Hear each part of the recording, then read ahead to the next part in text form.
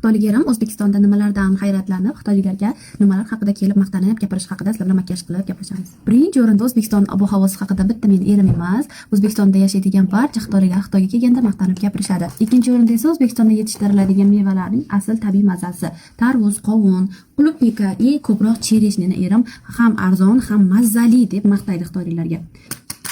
Uchinchi o'rinda esa O'zbekiston davlat raddomlari juda ham arzonligi. Men ezan O'zbekistonda tug'ganimda davlat bankasida atiga hamma xarajati bilan $300 chiqib ketganman va erim bundan shokka qolgan. Chunki Xitoyda tug'ish juda ham qimmat. Davlat bankalarimizda ham doktorlar pul so'ramasligini ko'p gapiradi. Ma'lum bir to'lov yo'q. Misol faqat dori-darmoningizga pul berib, doktor davolagani uchun doktor pul so'ramaydi. Xohlasangiz berasiz, xohlamasangiz bermasdan shuni chiqib ketasiz.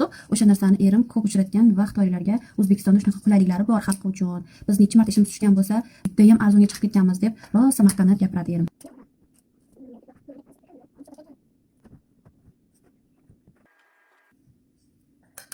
Erim aytadi, O'zbekistonda davlat tomonidan xalqiga yordam berilgan imtiyozlar ko'p ekan deb gapiradi. Chaqaloq tug'ilganda davlat tomonidan suyunchi puli berilishi, bolalar puli berilishi, mana shu narsalarda erim malades, lekin zo'r deb maqtab gapiradi. Xitoyda esa bunaqa narsalar yo'q.